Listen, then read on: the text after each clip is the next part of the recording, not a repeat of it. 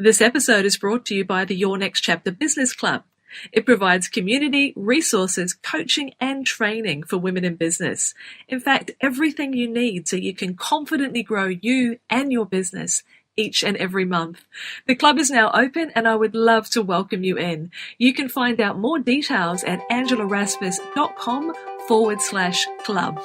Inspiration, clarity, confidence, and wholehearted business strategy. Welcome to Your Next Chapter, the podcast especially for women in their 40s and beyond who know that business and personal development go hand in hand. Tune in each week for marketing, mindset, and personal growth strategies, along with inspiring stories from women around the world who are creating new businesses and lives that are personally fulfilling and financially rewarding. If you're looking to create a business and life you love, you're in great company. Let's find out what will unfold in your next chapter. I'm your host, Angela Rasmus, and I'm so delighted that you're here.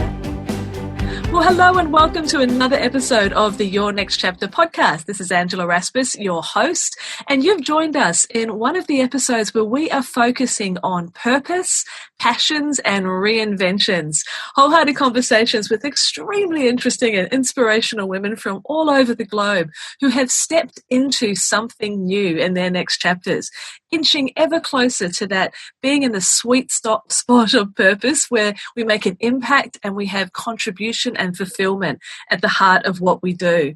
So I was intensely excited and delighted to discover the effervescent Kat Culoccio, who is an ex-Briton living in my old home of New Zealand, and she works with women to rock their midlife. Now, Kat is a speaker and such a motivator, and in fact, it's her motto which really connected with me right away, which is, it's never too late to have a new beginning in life. So you can imagine exactly why I've invited Kat to be a guest on the podcast today. Hello and welcome, Kat. Hi, Angela. Thank you so much for having me. Oh, I'm delighted. I think when we very first connected on the good old Facebook, we recognised a kindred spirit in each other, wouldn't you say? Oh, absolutely. It was instant. Tell these things. You can, absolutely. And look, I am really excited to dive down into the experiences that you've had that have brought you to here and the way that you're able to rally women in midlife around this point of thinking there's more and I'm ready for it. And I think what we should be doing first is going back in time a little, if we may, because we're going to dive down into what you're doing today and the importance and the impact of it. But like so many of us, where we are today is obviously not the whole book. So let's go back a few chapters. Give us a feeling for how you got to the work that you're doing now when you hit that, just before that midlife transformation as you described it. Give us some insights on how things were moving along. Well, like every mother, I spent many, many years putting the kids first, putting my husband first, and, running around after kids. Both of my kids, I've got a son and a daughter, were very much elite sports people, training heaps, working very, very hard. So, I spent many, many years on the road, driving them to trainings, going to their games, their competitions and so forth, fundraising, popping them on planes around the world, all of that sort of thing. And then actually, I homeschooled them for the last few years of their high schooling so that they could really focus on the travel and the sport that they were doing. And as it came up towards the end of my daughter's time of homeschooling, and she was coming up and she just gained university entrance, I knew that, I would need to be thinking, gosh, what do I do now?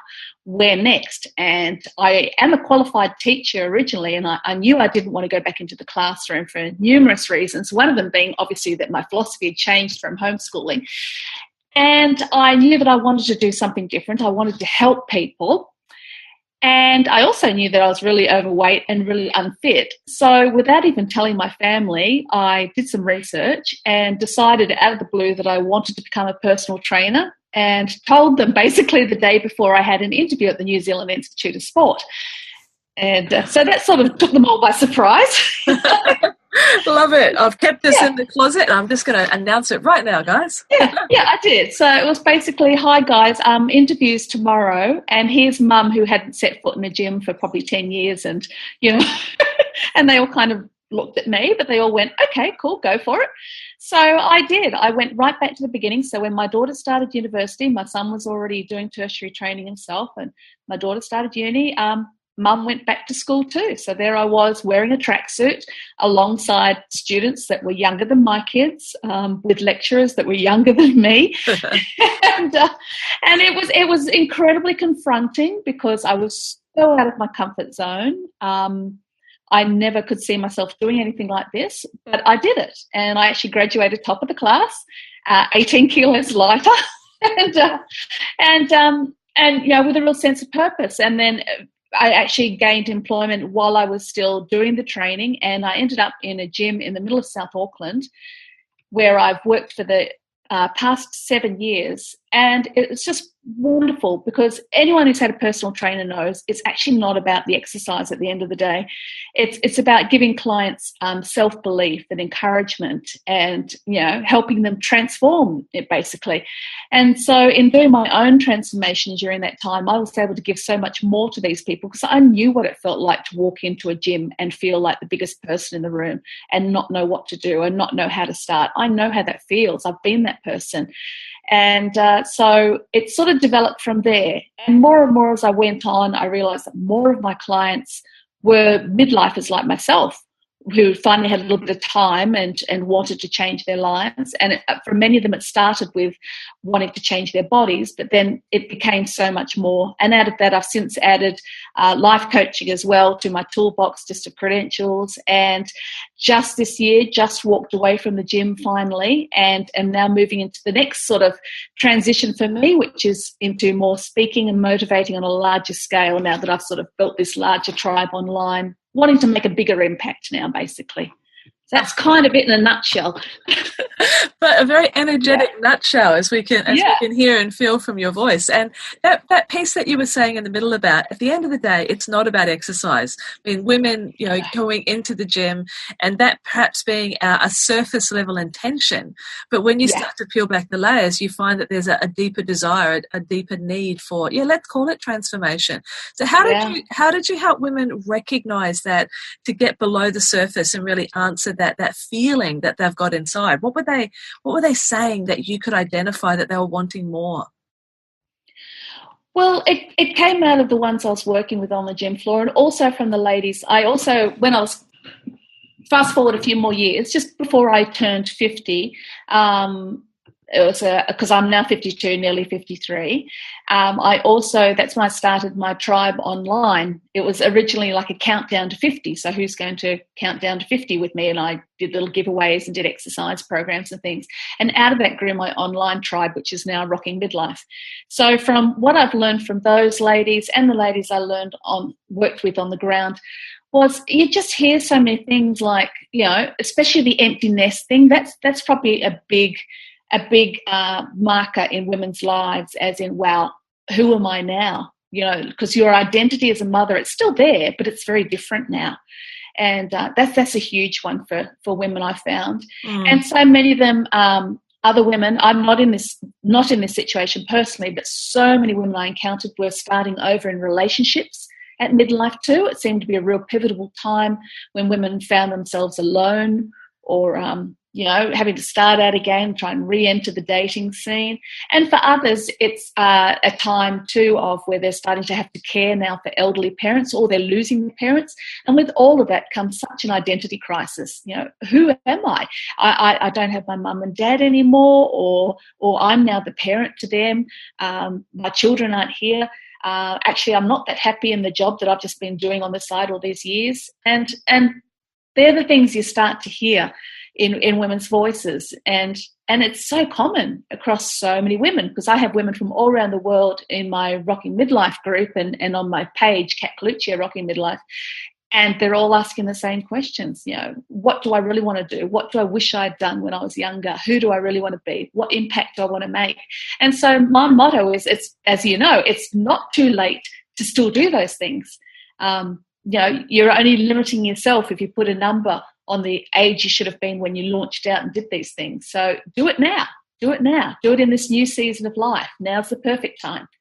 So as you say, It does, absolutely. As you say, you still have a voice, you still have time, you can still start over, or you can start. You can start again. You can step into that thing that's been calling you.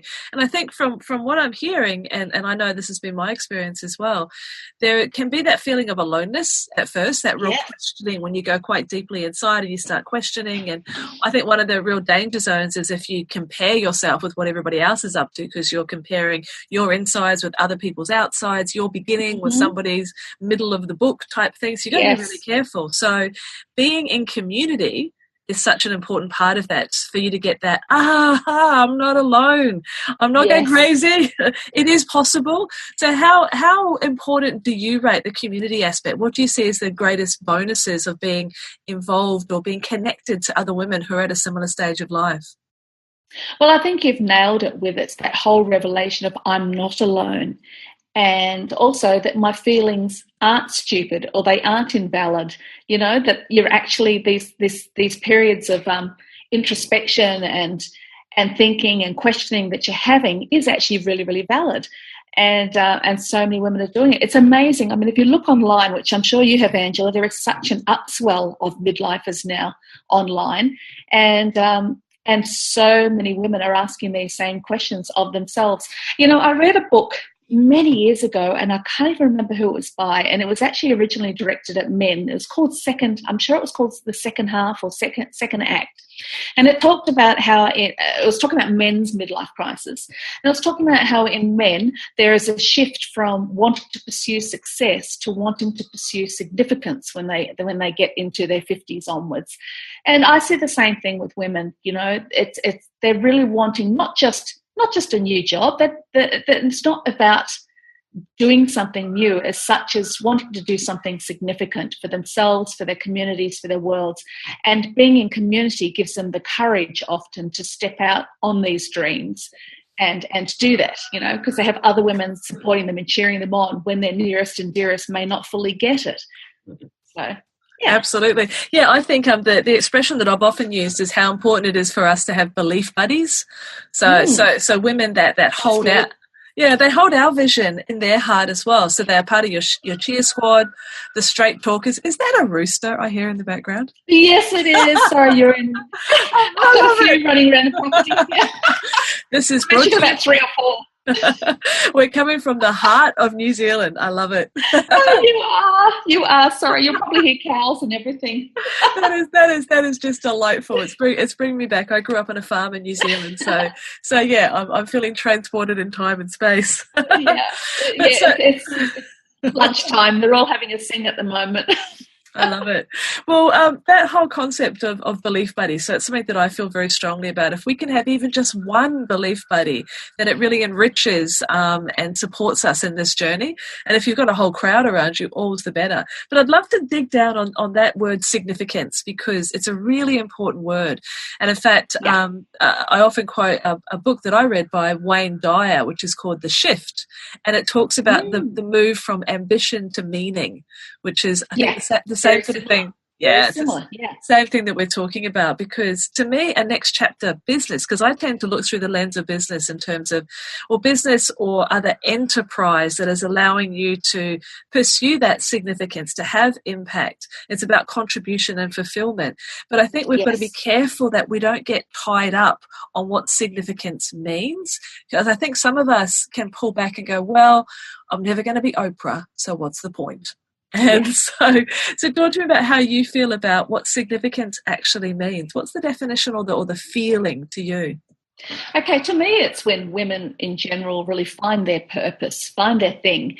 And one thing that I often speak about is because when they find their thing and they're doing it well, be it writing a book, be it painting, be it caring for people, being whatever it is that floats their boat, when they do that wholeheartedly, it is going to impact their community, and their world may be of people in their immediate family, or it may be a nationwide impact. To me, that's what significance is. As long as you're doing what your gift is, what your talent is, and you're using it to the best of your ability, it's going to be significant in your life and those around you who you impact.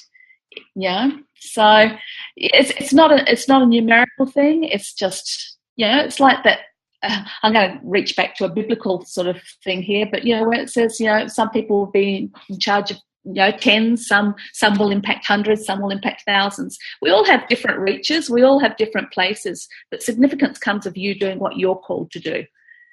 And, absolutely. It's another connection point between the two of us that I think is absolutely resonant, because you might not change the world, but you can change your world. You can change someone's world.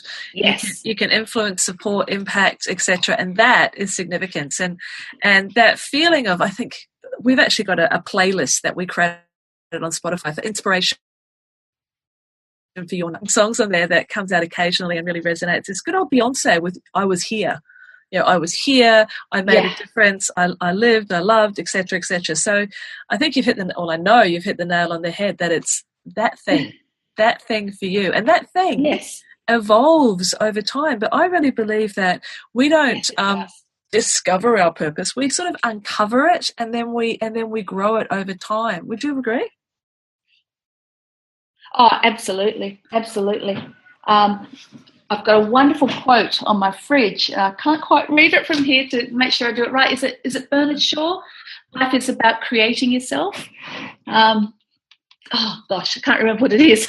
But yes, you're right. It's evolving and it's creating. Is it Michelangelo too? When he carved the statue of David, he wasn't creating the statue of David. The statue of David was already in there. He was just releasing him, bringing him to life. And that's what we do with our life. We're just creating and just stripping off the layers and revealing the real thing, the real beauty, our real purpose to the world as we get brave enough to do that. I love the David analogy for sure. Well, let's talk about it. Let's imagine that who's listening to us at the moment is going, this is great, love the idea, but oh my goodness, where do I start?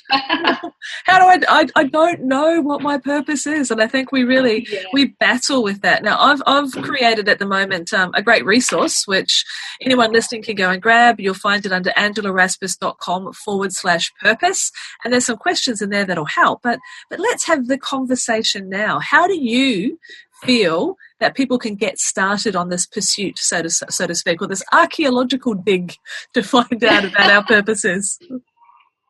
Well, it's so funny because I read your little giveaway, as you know, and I got so excited because you are asking people the very same question that I always ask people, which is, what did you want to do when you were a kid? And, what were the things that brought you joy? What were the things that really, tickled your fancy? And that's always a brilliant starting point for people. If nothing else, just to rediscover, what was it that brought me, what made me laugh? What made me smile, And that's always a brilliant starting point, because we get so bogged down in what we must do in the world that we often forget to do those sort of things. And then you take it from there. But for many people, it may not even be a definitive, this is what I'm called to be. I know it wasn't for me, even though I suddenly ticked off personal trainer. I had already researched and read and thought and mulled over that for months. Now, I'm an introvert by nature, believe it or not. I get on in front of thousands of people online, but I'm actually an introvert by nature. So I process everything internally. So I tend to go read. So for me, when I was considering what I want to transform into or what I wanted to do, I would read and research. I'll find people who are doing what I would sort of like to do or what I'm interested in, and I just read and research. How do they do that? How do they get there?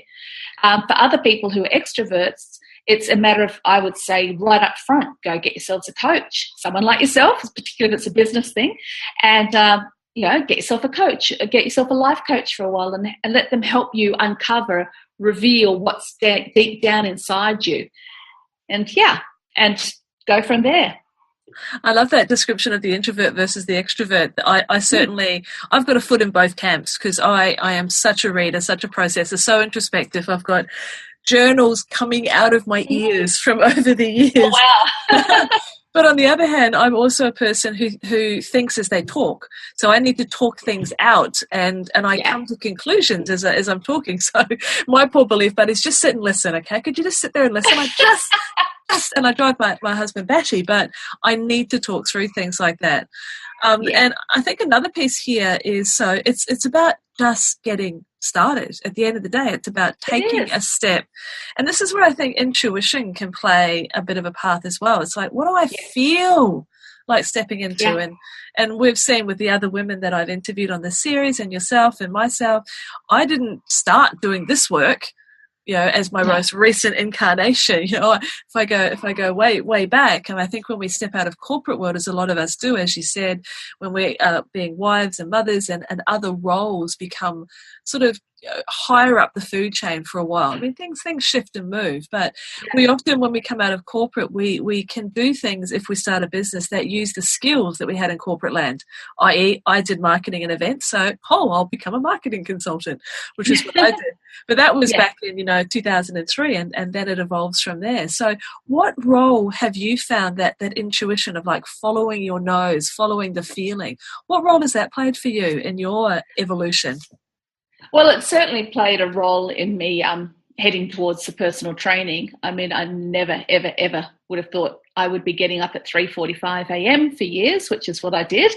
And particularly as all the years previously, I'd worked as a professional musician, so I'd be getting home at 3:45 a.m. after gigs for many years there. So, that was really interesting. There's that little saying about you can't steer a boat in the harbour. And it's one thing I've always said to my kids, just get out there and take action. Do something, because you can always set your sail to catch the wind. You can always change direction. But if you just parked in that inertia of gosh, I'm too scared to make a move in case it's the wrong one, in case it's not the perfect thing, you won't do anything. If you just take some action. So for me, it was going and doing that interview. Even if they laughed at me and kicked me out, at least I'd taken some action to who I was going to become in the next season of my life. And then it was going, and for many of the women I saw and the men that I used to work with at the gym, for them it was turning up to that gym for that very first day to meet me or to sign up their membership. They took action.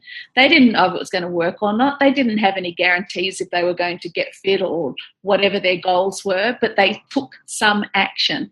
And I think that is huge, whether it's even just simply I'm going to commit to doing a course one day a week, or if I'm going to go do a painting, anything, you know what I mean? Just some little action. And then from there, it's like you said, then it grows and evolves as you get going. And I think that part there is so important. In fact, there's a fellow that I interviewed on the podcast a while ago, Russ Harris. He teaches acceptance, commitment, therapy, and training. And at the core of ACT, which is that methodology, is the idea that the actions of confidence come first, and the feelings of confidence come later. So we don't wait. Don't wait for certainty. Don't wait for this is absolutely the thing. Just take an inkling and take a step, as you're saying. I think that's incredibly important. So what stops, in your experience from what you've seen and heard from your tribe, what stops women from actually taking those steps, from actually stepping out and going, I'm going to give it a go? I know you talk about self-judgment and about the fear of being judged. Is that what you feel is one of the biggest stumbling blocks? That is a huge one, and that's one that I battle with myself, even with that article that you've got in front of you. I mean, I was featured in a national magazine here a week ago, and what I thought was going to be one little column turned out to be a 6-page spread, and I found that so confronting, like really lovely, and what a wonderful opportunity, but really confronting on a personal level too, because immediately my self-judgment kicks into action, and then your fear of, oh my gosh, I put my face out now, people are judging me. And I think this is a thing that so many women deal with, and because we do, it's like you said earlier in our conversation here, because we compare ourselves to others, and we're in Facebook world and Instagram world where we see the slideshow of people's perfect moments in their lives, and we compare ourselves to those. So the self-judgment and the fear that comes with it is huge in stopping women from stepping into their real potential of what they could be doing. Yeah, I completely agree, and that then transforms into that negative inner voice that can be chipping away at the confidence, all the time. I think that the comparison piece is actually the one that I think is the most dangerous for us, the absolute most dangerous. And I almost see it as imagine a sort of a pivot point here, that on one side you've seen somebody who's doing something in the world and you're triggered by it. And that trigger could go either way. You could be triggered to the inspiration side of the equation, where it's like, oh my goodness, if that's possible for her, what's possible for me? Yeah. But then you can be triggered to the dark side. It's like where you go into comparison instead, and you go into doubt, and you go into fear, and you go into judgment, and that inner critic starts. I call mine Helga, horrible Helga in high heels, and she's having a few. I love it. And she's saying things like, "Who do you think you are? Do you exactly. That your story is important? Do you really think that?" And off she goes. And this is where the pivot point is. I think Helga was on my shoulder last week. She was visiting New Zealand when that article came out, just saying. You can keep her. Honestly, you can keep her. No, I'm handing it back. I'm sending it back. She's all yours. We'll send it out to the roosters. But But the thought there is that if we can hit the awareness point, because the Helgas of this world, and please forgive me if anyone has a great friend is a Helga, has a mother Helga, but it's just the word that I chose. But if we can recognize that Helga is not original, I mean, she recycles stuff all the time. She says the same stuff. So if we recognize, we get to that point, we recognize it's Helga speaking, what would your strategy be to peacefully deal with Helga? What would you do? I know we've talked about taking action until you feel confident, but what are other sort of tactics that we could have to build that self-belief and deal with the Helgas of this world? Okay, there's so many little tips and tricks that I know that I've used myself. I think the first one is the old Tony Robbins mantra: feel the fear and do it anyway. So, this is the PT, the personal trainer coming out in me, where I used to tell people, suck it up, princess, and do your push-ups, come on. So I kind of would talk to myself the same way: suck it up, princess, and get out there and do what you're meant to be doing. So you've got the tough talk that you need to do of yourself, because at some point we can get so caught up in our feelings and the fear and the woe is me and I'm so inadequate. And trust me, I'm talking from total experience here, that you actually kind of need to toughen up on yourself and actually get your butt out of the seat, stop moaning, and get out and make a difference in the world. So you got that side of it. And then the other side too is it's that almost like it's that fake it till you make it type thing. But you change your state. You change the state that you're in, that you're thinking in, by acting differently, by doing different things.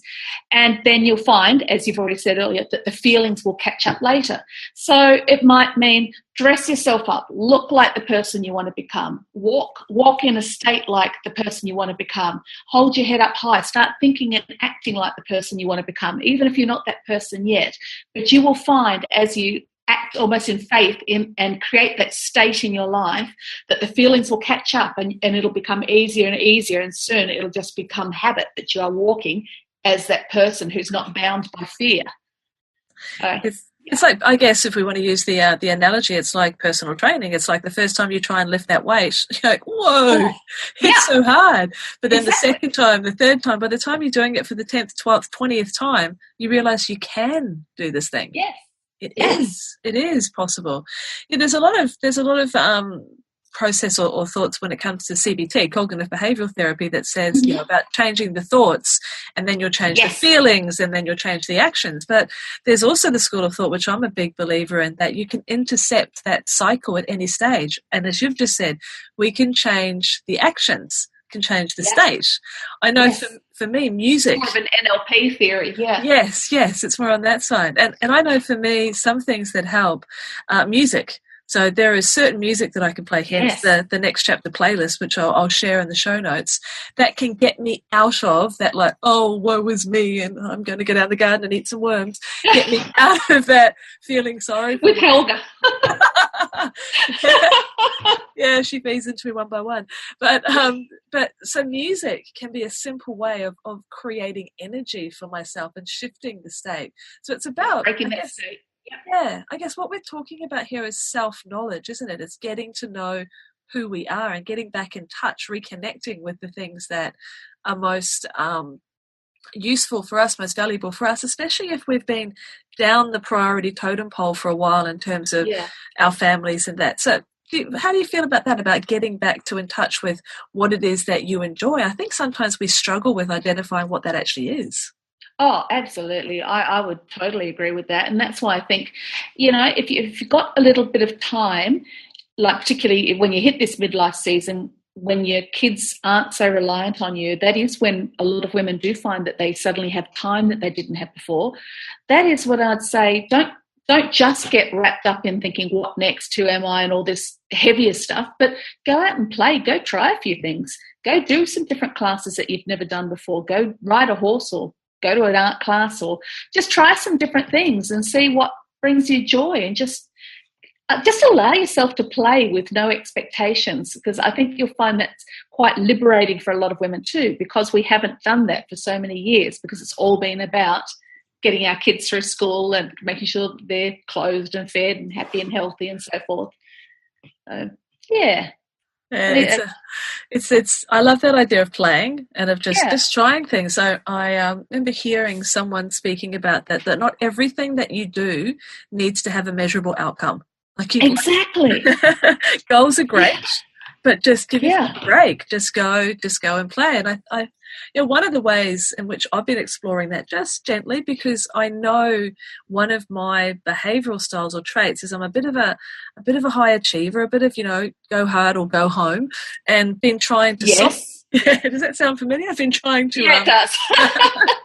Been trying to soften that a little bit, and as simple as I still love getting physical newspapers. I love physical books and physical newspapers, so go shoot me. But over here in Sydney on a Saturday we have the Sydney Morning Herald, and there's a section called Spectrum, which has got all of the the arts and entertainment and just things that are happening, and going through that. And if something catches my eye, booking a ticket.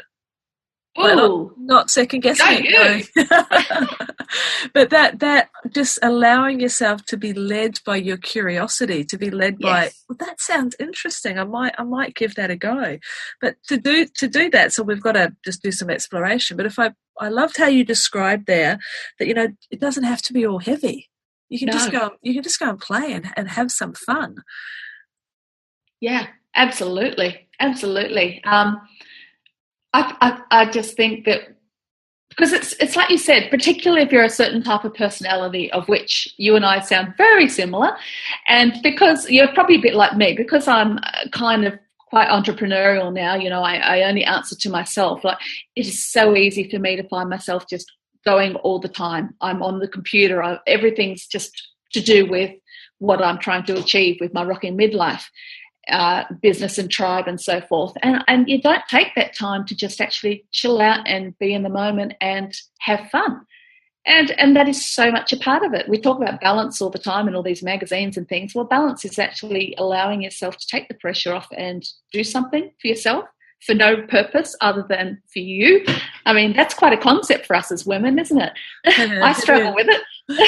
It is. And I also feel that when you allow yourself that space and not, sitting at your computer all the time. I mean, I've never had my best ideas sitting at the computer. No. It's usually when I've noticed lately that, this might shock some people, but I've stopped working in the weekends. And, that's terrible. Where's your discipline? Good girl. It's called boundaries. Good girl. It is indeed. And it's part of the household that I'm in. I have a very, very entrepreneurial husband, and so many of our conversations are around, possibilities and purpose and potential, and there's all those P's. But if I've noticed, and this is where I think the self-awareness part is so important. And so someone listening, they might go, oh, duh, but when I've given myself the space, suddenly my, not just my energy, but my imagination has got to refresh as well.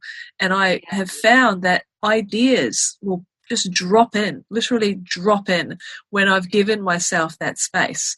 And then I can take action. I'm talking about business ideas. Then I can take action because I've given myself that refresh time. It's almost like my brain, has taken a deep breath and gone, okay, how about this then? Because it's had that space to sort of ponder, and I've really enjoyed that. Have you with this change that you're having yourself, have you found that as well, that if you give yourself the space, then the rocking midlife ideas sort of rock on up easier? Oh, absolutely. And I've I find that I start craving space after a while too. Part of that is the introvert in me as well. I need space to energize and to think and to move forward. And yeah, I just think it's really important. Really do. You know? So what we're seeing with your story is that there's definitely an evolution that is happening. That, you know, the next phase is coming through. But how can you tell, if I can be specific with this question, how do you know that you're on purpose, that you are, you know, inching ever closer, you're in alignment? How does it feel? How do you know that you are in the right place for Kat? Oh gosh, that's a good one, isn't it? For me, I think it's just that driving. It's funny, there's always this tension of satisfaction and dissatisfaction. So there is that sense of satisfaction in that, I feel like I'm in the right place, I'm doing the right thing, but there's that dissatisfaction in that I know that I want more and I could do so much more, I could do it so much better. But that's really bad grammar, isn't it? But anyhow, yeah. sorry, grammar Nazis out there, okay? When I get excited, it all goes out the window. There's definitely that deep sense of peace in that I know that I'm doing the right thing, I'm in the right field, and in my case, I'm very blessed. Like I've got 100% supportive husband too, who backs me in that, and that helps me, you know, keep on task as well. Yeah. For other people, that might feel a look different.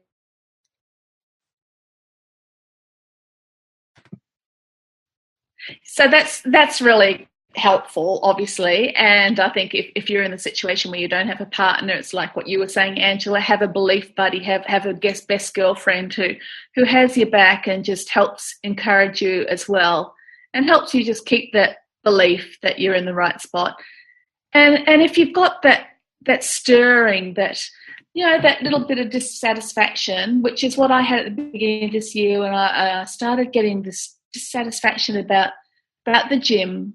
I thought previously that I was going to be a personal trainer on the gym floor for the rest of my days. I was going to be one of those fabulous 70-year-old trainers out there doing it. And, you know, I may well end up back in there. But I had this funny stirring happening at the beginning of this year that something was going to give. And I thought it was going to be something else that I'd do. But it wasn't. And because I stepped out and I took a risk, which you can read at the end of that article, I stepped out and I challenged myself. So I popped myself into two very challenging environments. So I took a hit on the credit card and I went to the Global Speakers Summit, which was hosted here in Auckland this year, which is kind of like the Olympics for global speakers. I was just the little nobody in the back thinking, oh my gosh, who are these amazing people? And I also went over to the doTERRA conference in Sydney at Darling Harbour there. And because I also sell doTERRA essential oils, which just fit with my whole message of wellness and you know, looking after self-care. And both of these conferences absolutely rocked me, particularly the Global Speakers one, because I thought, that is really where I want to be. That is because I was starting to move that way, but it really shone a light on it. And that's when that dissatisfaction, then I realised it was the gym that was going to have to give, because I can't get up and speak and travel and be flexible if I'm having to get up at 3:45 every morning to meet clients on the gym floor. So it was a matter of I had to let go of something then to move into something that's going to be bigger. But yeah, so it was that little stirring initially that prompted me that something was changing. You know, that little gut sort of feeling that you get. So, yeah.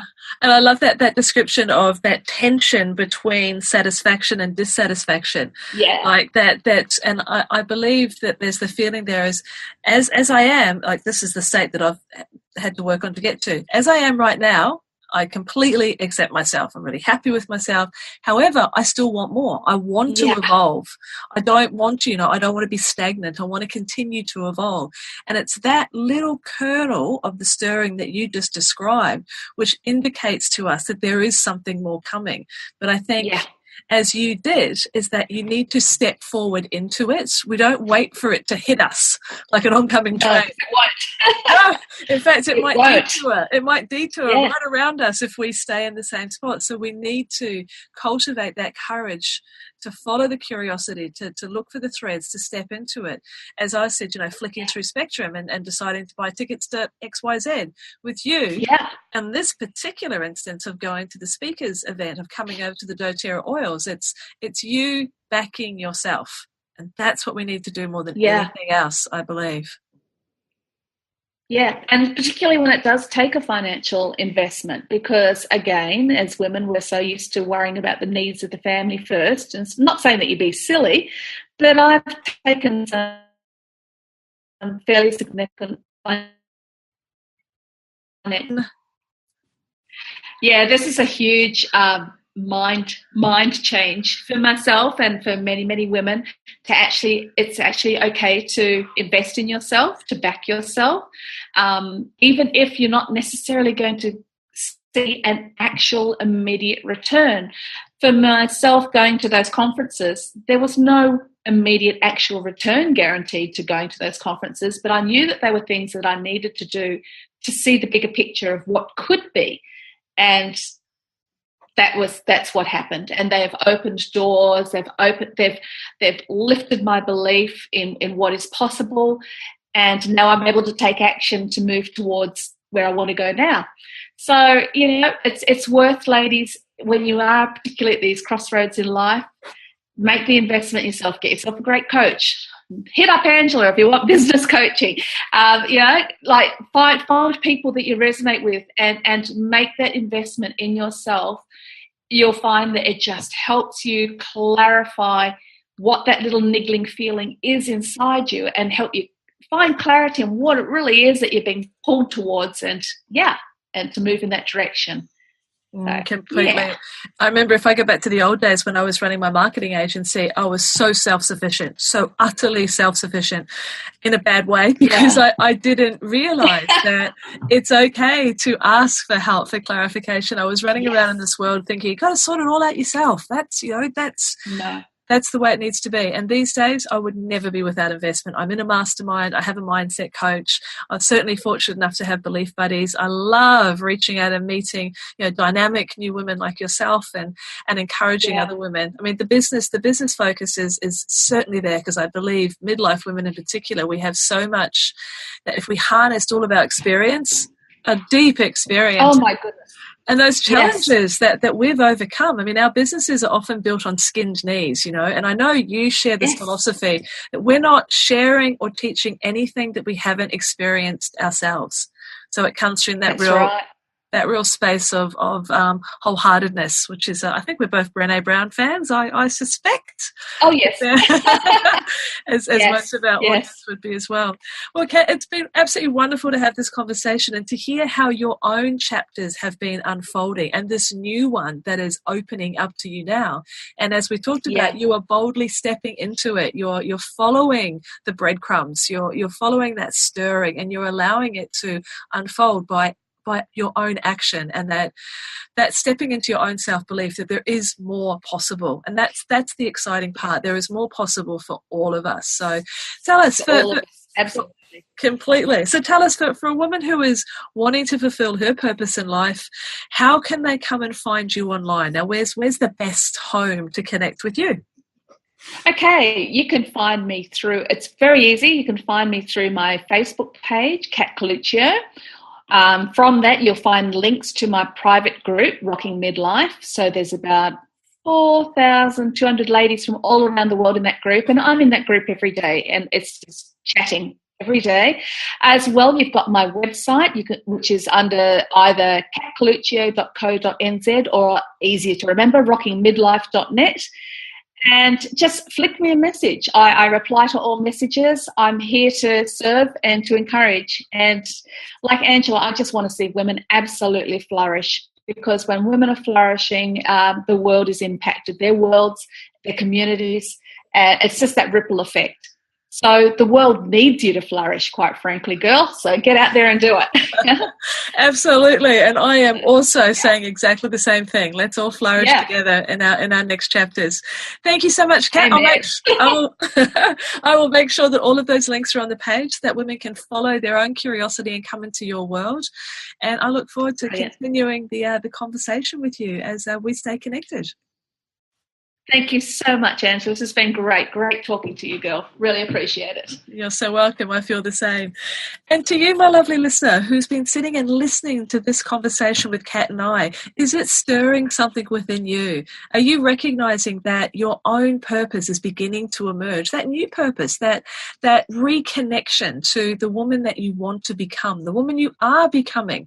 How are you going to harness that passion? How will you take those first little baby steps into a new direction? Now, it may be that you already have a business and you recognize that it needs to change because it's no longer really aligned with who you're becoming. It may be that you have a new idea that you need to fashion into a new form and bring it to life. Whatever it is for you, back yourself. Remember what we talked about today, that the actions of confidence come first, the feelings of confidence come later. Let go of that fear of judgment, because the thing that you're here to do, that unique version of you, we need it. As Kat expressed so beautifully, when you flourish, we all flourish. So we both absolutely wholeheartedly encourage you to step forward and to open the door to your own next chapter. So thank you for spending your time here with us today. Don't forget, if you pop along to my website, angelarasmus.com/purpose, you can download that We Purpose Uncovering ebook packed with those questions that may help you step into this new direction. I hope it's of service to you. Again, thanks for your time. I look forward to taking care of you on another episode of the Your Next Chapter podcast. But until then, have a lovely day and take care. Thanks for listening to the Your Next Chapter podcast. If you've enjoyed this episode, please let me know. Pop over to angelarasmus.com to subscribe to the show and leave a review. And whilst you're there, you can also enjoy valuable free resources, including show notes and downloads, along with the Next Chapter community, where you can connect with other wholehearted women on the same journey as you. We'd love to welcome and support you as your next chapter unfolds. See you next time.